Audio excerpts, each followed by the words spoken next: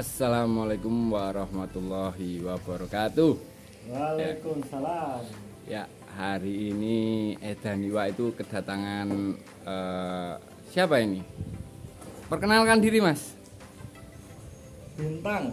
Oh, Bintang dari Bintang Koi Farm. Wah, uangnya kena angin itu. Bayaran apa gimana itu, Mas? Edan Iwa kedatangan ini Mas Hadi Bintang. Nah, nama populernya Bintang dari Sempu.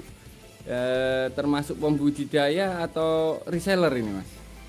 Semuanya. Oh, semuanya dirangkep jadi Pokoknya satu. yang menghasilkan uang. Oh, gitu. Nah, alhamdulillah Mas Hadi kita undang ke sini bisa berkenan hadir. Alhamdulillah. Makasih Mas Hadi. Mas Hadi bekerja sama dengan kelompok ya, membesarkan ikan, penjualan. Sebenarnya Mas Hadi ini, Mas Bintang ini lumayan terkenal nih. Wow.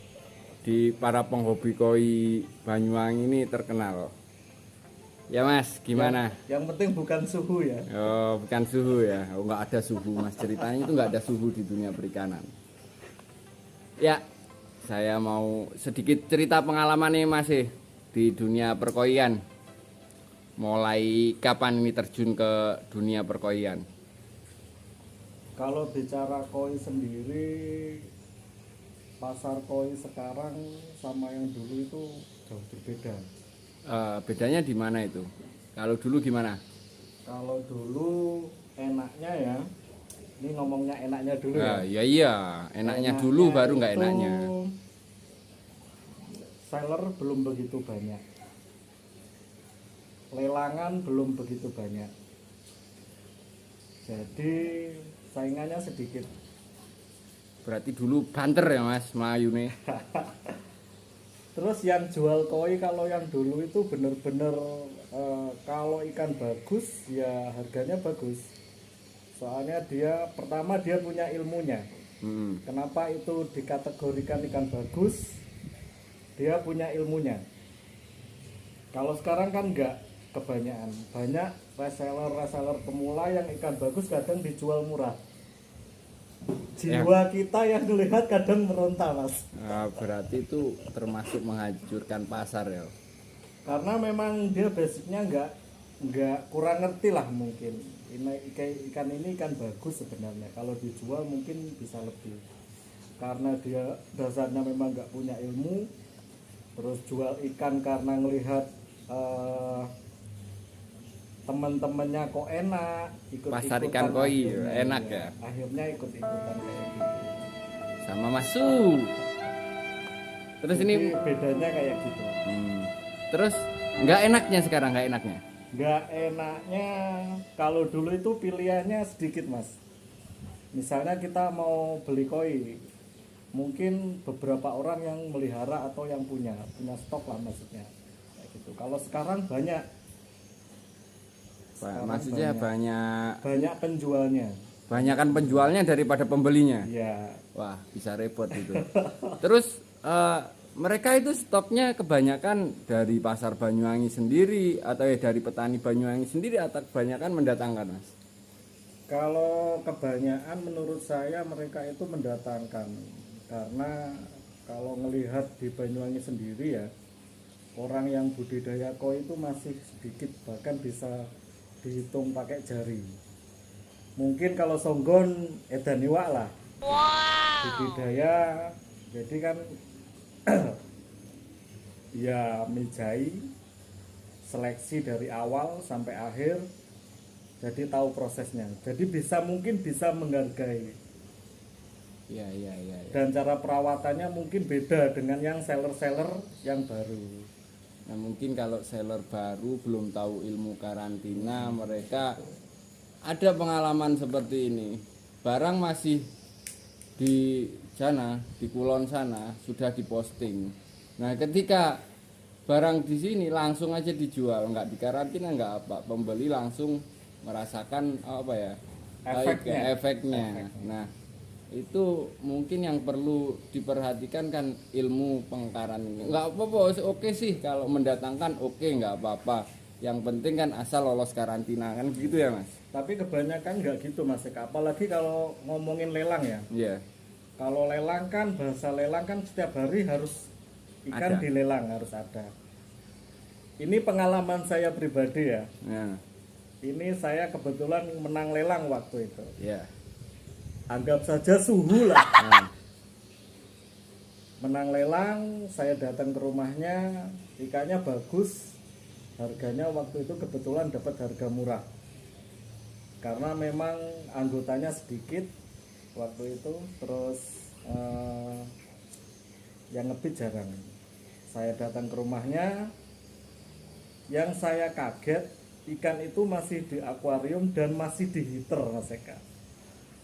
berarti belum lolos karantina. Sebenarnya belum sama sekali. Terus gimana itu? Akhirnya saya tanya, ini sudah siapkah ikan ini? Dia bilang sudah. Jadi definisi ikan sehat menurut dia, mungkin ya, kalau saya bilang sama dia itu ikan yang bergerak lah mungkin. Oh, pokoknya asal ada napasnya gitu, berarti sehat. Nggak melalui pengecekan insang atau gimana. Saya sempat debat waktu itu. Kalau caranya seperti ini mungkin nggak akan lama, karena memang ikan itu prosesnya panjang. Iya. Mungkin Mas Eka juga paham lah. Kita baru ngangkat dari kolam tanah, kita seleksi. Kalau sudah panen kita karantina dulu, pH airnya disamakan dulu. Biar apa? Ketika kita nanti beli, ada customer kita yang beli, ikan sudah nggak problem lagi, ikan sudah siap lagi. Nah, kalau misalkan ini saya tanya, beli di Mas Bintang, ini ada garansinya enggak? Kalau di Edan Iwa itu garansi berani 7 hari. Ikan ada yang mati, kita siap untuk mengganti. Kalau masalah garansi itu sebenarnya saya kurang setuju Mas Eka. Nah, iya. Dulu tahun-tahun kemarin ya sampai ada penjual itu yang seperti ini. Beli ikan di saya, garansi ikan mati saya Ganti. kembalikan. Terus? Tapi dia jualnya seperti itu. Paham nggak maksud saya? Iya. Kondisi ikan memang belum siap kayak gitu, tapi dia berani menggaransi seperti itu. Untuk apa? Memang untuk cara dia berjualan seperti itu. Saya juga pernah ada pengalaman begini. Waktu itu ikan apa ya? Gurumu, tanco gurumu. Ikan itu di sini udah hampir 3 bulan. Nah, kejadiannya beli, naksir, oke bayar Mas, garansi 7 hari, aku bilang gitu. Oke. Nah, setelah dibawa, ikan itu masih dikarantina lagi. Nah, setelah 5 hari dia nelpon, Mas ikannya kok diem aja. Oh ya udah, lihat 7 hari. 7 hari, Mas nelpon lagi. Ikannya saya kembalikan ya. Kenapa? Ikannya kok kurang sehat. Nah, tak telusuri. Ternyata bekas karantina itu tempatnya mungkin belum steril atau tempat bekas ya ikan sakit. tempat ikan bekas sakit. Nah, tapi nggak apa-apa karena saya kalah omong. Sebenarnya garansi itu juga merugikan pihak kita kalau soalnya kita kan jual barang hidup Mas Eka. Iya benar. Kita berani menggaransi, mungkin kalau Mas Eka berani menggaransi karena memang di sini ikannya keadaan sehat. Iya. Kita kan nggak tahu cara Perawatan di sana. orang Yang penghobi beli. itu seperti apa kan nggak tahu. Kalau menurut saya sih, Iya. kalau yang aman itu ya setiap penghobi kalau memang dia main koi setidaknya punya tempat lah Nah, untuk karantina. setiap karantina habis karantina disterilisasi dulu Takutnya gini Mas Eka, beli di Edan Koi, kan. Dan Iwa. Edan Iwa Wes nggak ngerubah nama ini. ikan sehat kayak. Ah, Dia mungkin nyari beberapa ekor yang nggak ada di sini. ah, Akhirnya ketemu di tempat lain. iya, bisa juga seperti Ikan itu. proses karantina sama ikan yang datang dari sini. Kenyataannya ketika dimasukkan semuanya akhirnya mati. Sakit lah misalnya, ujung-ujungnya mati. Yang disalahkan siapa? Ya kita. Nah, tetap. Tapi nggak apa-apa. Jadi menurut saya lebih baik ikan itu beli yang pertama. Menurut saya ikan harus sehat, benar-benar sehat. Ikan sehat itu seperti apa? Nggak cuma ikan gerak. Ya, coba definisi ikan sehat menurut bintang koi. Ikan sehat itu kalau menurut saya ya bersih badannya. Satu. Terus habis itu dia sudah, kalau lebih baik menurut saya jangan beli ikan yang dalam kondisi di akuarium yang masih heateran. Ya. Terus gerakannya bagus, nggak cuma diem aja kayak kapal tanker. Benar. Terus. Kalau kita lebih mau teliti lagi, kita cek misalnya kayak cek insang. Ya. Misalnya kena jamur apa enggak, kayak gitulah. Kalau semuanya itu sudah dirasa oke, kita baru berani beli. Siap. Kalau kita beli keadaan kayak gitu ya resiko di kita. Berarti itu kesalahan juga di kita Mas. Soalnya apa? Kita udah tahu ikan itu kondisinya seperti itu kok masih dibeli. Kayak gitu. Tapi kalau nggak gitu nggak edan koin. Ini aku mau tanya lagi. Mulai tahun berapa ini berkecimpung di dunia perkawinan? Kalau ngomongin itu saya penghobi mungkin sekitar 2 tahun. Habis itu saya belajar dulu Mas Eka. Jadi nggak langsung jual beli gitu enggak. Saya belajar dulu ilmunya koi itu seperti apa. Ya adalah orang yang ngasih ilmu, kadang ada yang enggak, itu udah biasa dulu. Akhirnya saya belajar ilmu ngarantina, nyeleksi ikan, terus budidaya. Saya rasa sudah cukup, saya baru belajar jual beli koi. Karena apa Mas Eka? Kalau kita nggak belajar dulu, ketika ada pelanggan kita yang tanya misalnya, mungkin sering ya Mas Eka ngalamin kayak gitu. Mas ikannya kok badannya ngurat. Kalau kita nggak tahu ilmunya, kita akan susah jawabnya. Akhirnya apa? Ilmu Google yang dipakai. Nah, tar dulu masalah ini. Mulai berapa tahun sudah berkecimpung di koi? Kira-kira kurang lebih ada 10 tahunan Mas Eka. Lama juga ya. Udah kaliber ini. Pantas dipanggil suhu kayaknya. Bukan. Oh. Bukan suhu kayak yang dijual beli itu ya. Bentar dipanggil suhu. Bentar dipanggil suhu. Bahkan kalau suhu itu jual ikan Mas Eka, ini lucu lagi. Kalau suhu yang jual ikan itu misalnya 15 cm ya. Padahal kualitas jangan bilang ikan itu masuk haki ya. Grade A lah. Grade aja belum ya. Itu bahasanya udah eski. Iya, itu benar. kadang saya yang ketawa sendiri ya. Yang ngelihatnya tuh ya. Saya aja terkadang ngelihat postingan eski gini, tapi ikannya kok kayak gitu gitu loh. Tapi itu lah saya kayak. Nah, ini tadi ngomong-ngomong yang ngurat. Apakah ciri-ciri ikan yang ngurat itu bertanda bermasalah atau cuman stres saja? Kalau menurut saya itu bukan penyakit Mas Eka. Ikan ngurat itu bisa karena stres, bisa karena memang adaptasinya agak lama ikan itu. Kalau kita bilang ikan koi ini sakit berarti dia kena jamur, herpes kayak gitulah. Kalau cuma ngurat, tapi kan berawal dari kesetresan ikan, daya tahan tubuhnya kan melemah. Itu kan mudah terserang penyakit. Nah, kita harus juga ancang-ancang kan untuk siap mengkarantina kan. Nah, makanya itu ilmu perawatan itu penting Mas.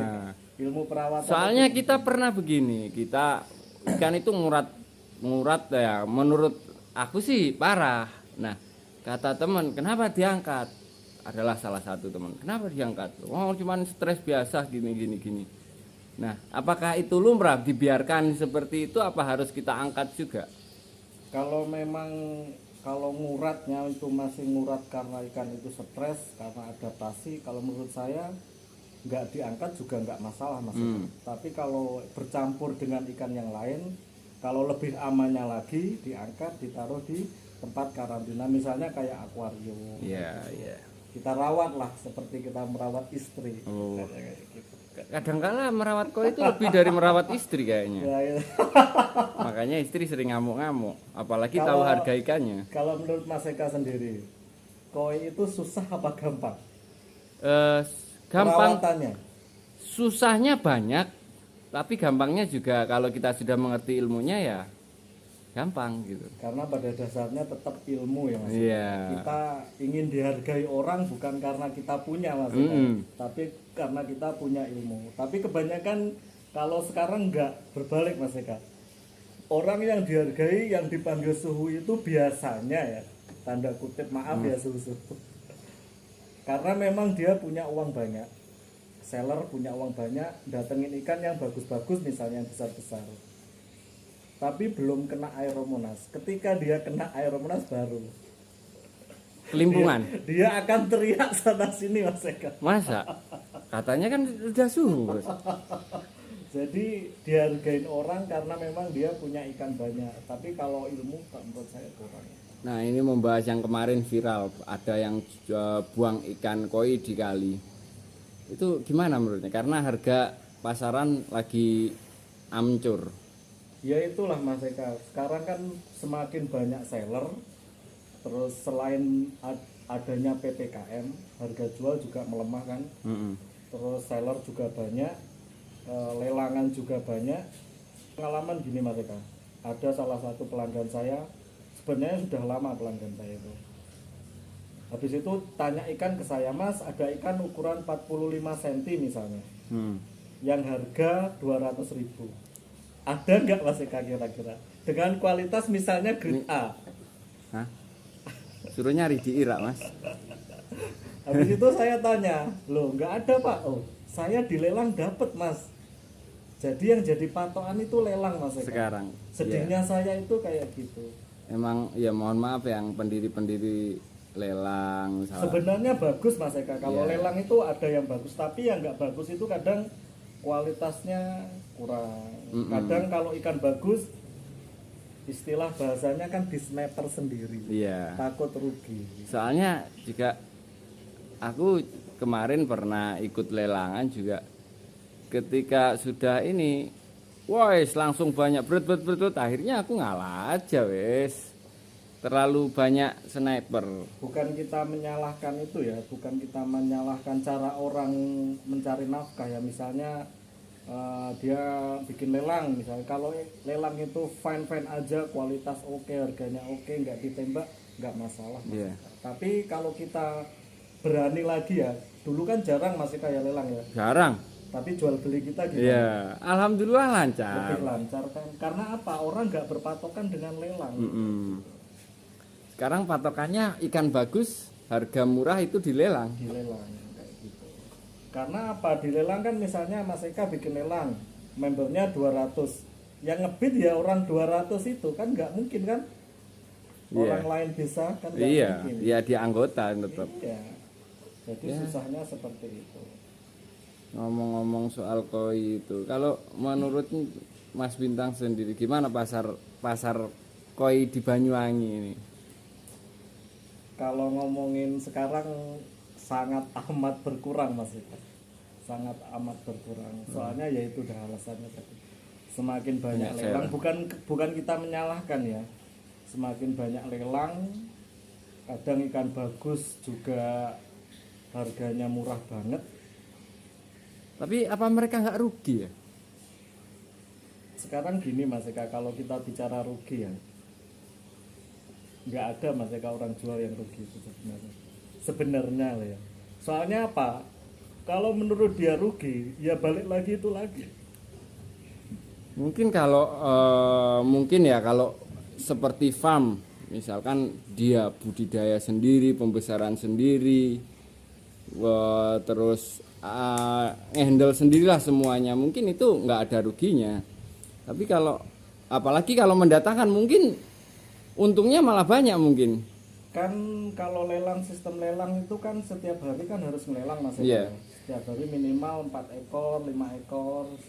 Jadi ya misalnya di rumah ada anggap aja 50 ekor lah. Itu cuma habis 10 hari Mas Eka. Sedangkan kita datengin ikan, coba deh kita pikir. Pelelang itu datengin ikan minimal. Itu karantina minimal berapa hari Mas Eka? Yang baik menurut sampean lah. Kalau menurutku, yang menurut sepengalaman dan yang diajarkan para suhu-suhu itu ya sama kayak ini penyakit apa yang lagi mewabah itu ya minim 14 hari, minim lebih lama kan lebih bagus.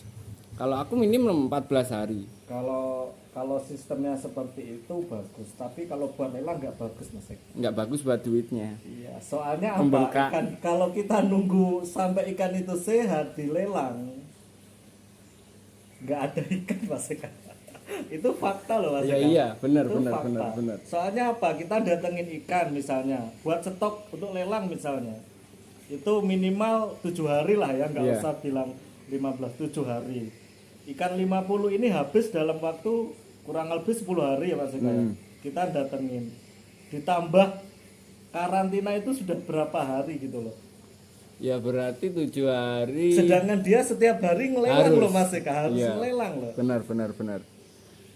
Ya harus stoknya yang banyak dulu, terus karantina, tempat karantina akuariumnya juga harus banyak. Kelemahannya menurut saya ya, ikan memang belum siap, kadang sudah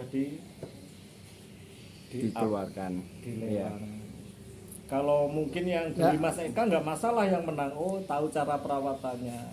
Kalau Nggak. yang pemenang lelangnya itu benar-benar penghobi yang nggak punya tempat karantina kan kasihan. Ini gini, apa pernah nggak dengar pemenang lelang komplain, misalkan ikannya jangka segini kok ada yang mati, pernah nggak dengar kayak gitu? Ini saya sendiri Mas Eka ya. Ya itu yang saya bilang ikan di heater tadi itu. Setelah saya karantina selama 5 hari, ternyata ikan itu belum selesai Mas Eka. Karena tempat di rumah itu nggak terlalu banyak, jadi saya ambil, saya masukkan ke kolam yang campur ikan yang lama. Akhirnya apa? Jadi masalah. Jangan ngomong orang lain, itu anggap saja saya yang sendiri ya, pengalaman. sedikit ada ilmu lah tentang karantina. Ternyata itu bermasalah. Itu fakta Mas Eka. Padahal sudah dipanggil suhu loh itu yang lelang itu. Jadi pertanyaan saya suhu apa sebenarnya? Suhu tubuh mungkin Mas. Terus ada lagi, sekarang gini Mas Eka. Ini udah mulai usum dari tahun-tahun kemarin ya, udah mulai viral. Kalau budidaya itu, saya setuju sih sebenarnya cara seperti ini, tapi kualitas ikannya tolonglah diperbaiki. Ikan stok banyak Mas Eka ya, kadang ikan ini kalau dijual mungkin nggak akan laku lah, masuk ikan pasar lah mungkin, ikan pasar Padang lah, itu di KC Mas Eka. Pernah denger nggak Mas Eka kayak gitu? Banyak sih. Bukan di Banyuwangi saja, bukan di Banyuwangi, cuma itu cara mereka memasarkan ikan. Kurang setuju saya gini Mas Eka, saya pernah ketemu sama salah satu yang ikut KC. Dia beli ikan amit ya, 17 cm 200.000 misalnya. Iya. Iming-iming hadiah seginilah nanti. Ketika dia menang, anggap aja menang lah dia. Dia menang, harapan ikan bagus Mas Eka ya. Nanti dijual harganya bisa up lah. Gambarannya seperti itu. Tapi ternyata apa? Dia menang, misalnya dia menang, jangankan untuk membalikkan modal yang 200 Mas Eka. Ya. Jadi kadang saya bingung ya Allah, kok maksud saya kok sampai seperti itu gitu loh. Kok sekarang dulu nggak ada Mas Eka. Iya. Ya mungkin ikut Blitar, tapi Blitar yang di KC itu ikannya benar-benar ikan kualitas Mas Eka. Jadi pemenang KC atau pemilik ikan KC itu ada prospek lah nanti ketika ikan ini bertambah usia, bertambah besarnya. Harga jualnya bagus. Harganya bagus. Jadi terlalu banyak suhu itulah yang jadi problem. Iya. Terus apa lagi nih? Kita ngobrol apa lagi nih? Ngobrol kita sebenarnya ini Mas Eka. Apa itu? Tentang pemijahan Nah, dan budidaya di Banyuwangi. Kenapa di Banyuwangi itu kok banyak sellernya tapi orang yang budidaya sedikit? Menurut Mas Eka apa alasannya? Kok nggak berkembang dari segi budidayanya? Kalau semua orang tahu loh Mas Eka ya, kalau koi itu ada harga jualnya misalnya. Kenapa nggak punya inisiatif menciptakan produk sendiri? mungkin kalau menurutku karena ikan sisik itu butuh lahan yang luas, nggak kayak lele. Mungkin terkendala lahan, terkendala biaya itu. Nah, salah satunya proses menunggunya lama. Nah, kalau kita budidaya sendiri. Tapi kan kalau aku pribadi Lah dengan lahan segini kita punya petani juga alhamdulillah adalah. Itu emang prosesnya lama. Kita pernah pengalaman gini. Waktu itu ya mungkin pengalamannya sama Mas Bintang pertama itu. Pak, kenapa kita harus nunggu panenan sendiri? Kata yang ya sebutlah ada temen deket gitu. Aku mendingan kolamku kosong, tak gemi gabah daripada nekakne teko Blitar gitu. Karena aku ngomong pikirnya gini, kita kalau nunggu panenan sendiri minimal 2 bulan 3 bulan itu juga masih ukur kecil kan. Kita badinya kalau ukur kecil itu kan nggak seberapa. Nah terus coba-coba mendatangkan dari Blitar, alhamdulillah 11 juta lenyap seminggu. Waktu itu kita masih belajar, belum pengalaman dengan koi, belum tahu proses karantina, yang mungkin itu juga yang menyebabkan. Nah, untuk Banyuwangi sendiri saya juga nggak tahu kenapa. Sebenarnya bagus Mas Eka kalau kita punya inisiatif kayak Edan Koi misalnya. Edan Iwa, aduh, protes lagi aku ini. Edan Iwa misalnya, oke lah koi ada harga jualnya budidaya, karena semakin banyak kan pasarnya masih, saingannya masih sedikit kalau untuk budidaya Mas Eka. Yang jadi pertanyaan kita itu mau sampai kapan kita tergantung dengan Blitar, dengan Kediri, Tulungagung. Kalau memang kita ada lahan, ada itu, biarpun sedikit ya. tapi tetap Mas Eka, kita diawali dengan ilmu dulu. Setidaknya biar nggak ada kejadian kok. Kadang banyak Mas Eka petani-petani itu yang kerjasama, mungkin kerjasama dengan saya. Awalnya mungkin ya dia punya lahan, beli bibitan, tapi tidak didasari dengan ilmu. Ikan ditebar, dapat beberapa hari ikannya habis semua. Jadi lahannya nggak diolah, ikannya nggak dikarantina. Itu yang jadi masalah di sini itu petaniku juga bandel-bandel. Sistem mina padi, kebanyakan mintanya mina padi kan. Nah, tak suruh selokannya itu dalemin itu angel. Terus merubah mindset orang sini itu ketika ikan ditebar di sawah itu pakanannya banyak. Nah, kita berusaha merubah mindset seperti itu. Biarpun itu pakan banyak, alami banyak, tapi tetap butuh support yang namanya pelet. Seperti itu kan?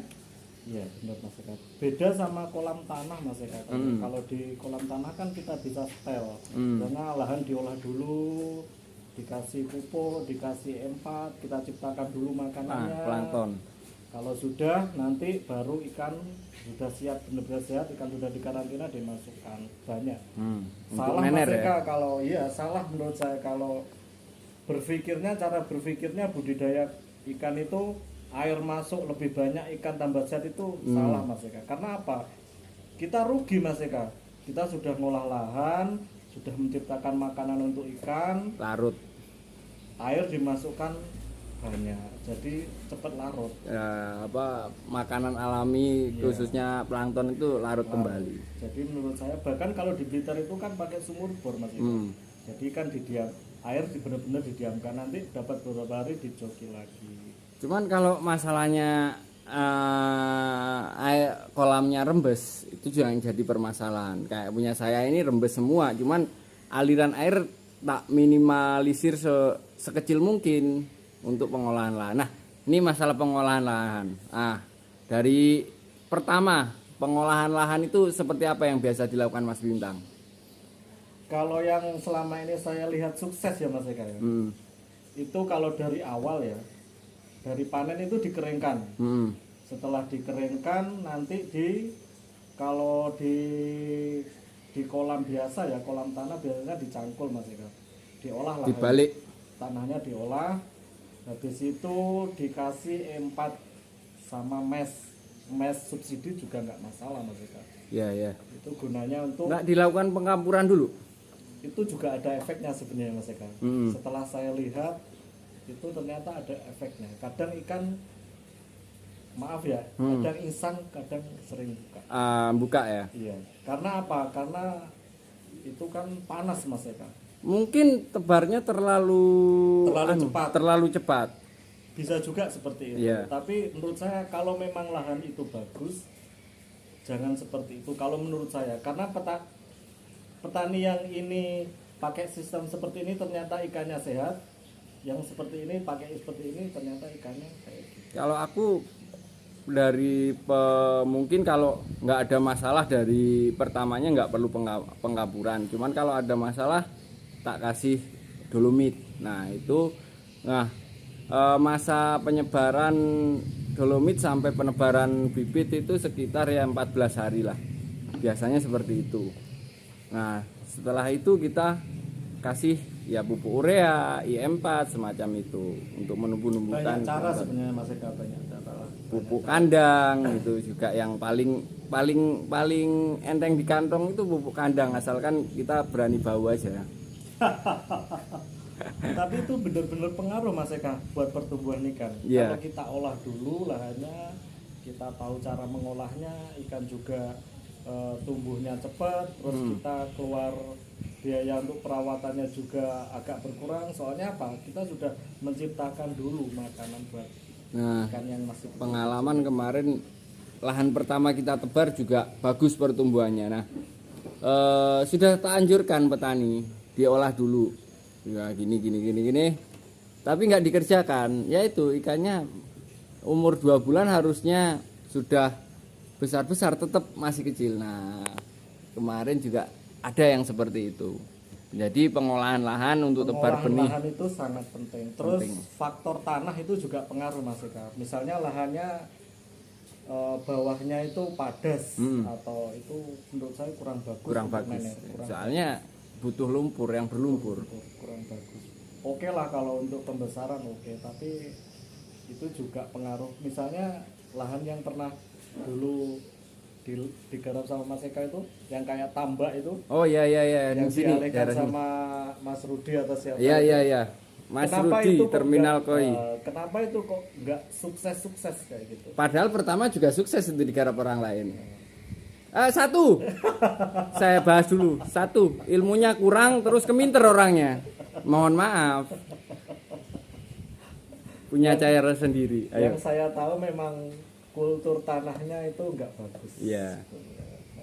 Mungkin untuk ikan lain jenis mujair atau mungkin bagus Mas Eka. Kalau untuk koi bibitan kenapa sering gagal ya kayak gitu. Siap. Lahannya kurang bagus. Ya sini untuk terakhir. Pesannya untuk perkoian Banyuwangi ini apa Mas? Pesan dan kesannya ya. Yeah. Pesannya untuk koi itu kalau penghobi lah ya. Yeah. Jadilah penghobi yang pinter. Jadi kalau beli ikan pastikan ikan itu benar-benar sehat. Ikan sehat itu definisinya banyak ya. Bisa lah dipelajari. Yeah. Terus jangan asal gerak aja. Ya jangan itu. Kalau kolamnya sudah cukup ukuran kolam sama isinya, jangan nambah kolam lagi, jangan nambah ikan lagi Mas Eka. Overload nanti jadi. Dan itu pasti akan jadi masalah Mas Eka. Benar. Karena apa? Sistem cemiknya nggak akan kuat. Nggak akan kuat karena soalnya kan orang-orang sibuk itu mungkin jarang Mas Eka kayak kita ya. 1 minggu sekali, 2 minggu sekali membersihkan. Kalau penjual kita bersaing boleh. Kita bersaing boleh. Tapi tetap sehat. Tapi bersainglah yang sehat. Siap. Soalnya apa? Yang merusak perkoian kita itu sebenarnya bukan orang lain, bukan. Ya kadang diri kita sendiri. Penjualnya sendiri. Kadang sama Mas, di sini terkenal dengan duriannya, tapi yang merusak juga penjual duriannya juga. Masukin durian dari luar, dikatakan durian songgon. Sama seperti itulah. Bukan orang lain yang merusak. Kadang orang kan caranya berbeda-beda Mas. Iya. Orang terus apalagi ini ada yang tadi terbesit di pikiran saya tapi sambung lupa lagi kapan-kapan Mas. Oh siap Sambung. Ini kalau diomongin nanti banyak. Kita jadikan part 1 ini podcast kita ini sistem podcast ini. Ya terima kasih Mas Bintang sudah mau meluangkan waktu datang ke Edaniwa dan berkeluh kesah tentang dunia perkoian. Salam satu hobi, tetap koinya ini Banyuwangi Jenggirat Tangi lah. Tingkatkan kualitas koi Banyuwangi. Salam, minta salamnya Edaniwa. Salam Edaniwa. Salah. Gimana Mas Eka? Salam pembudidaya modal dengkul. Waduh. Ya wes, pokoknya semangat terus. Tetap di jalur yang sama. Insya Allah kalau koi itu nggak ada matinya Mas. Nggak ada. Sekarang yang lagi daun cana, lagi naik daun cana sekarang. Tapi nggak akan sama kayak koin Mas. Nah, asalkan jangan dirusak dengan cara kita berjualan seperti itu. Siap. Oke, makasih. Selamat siang.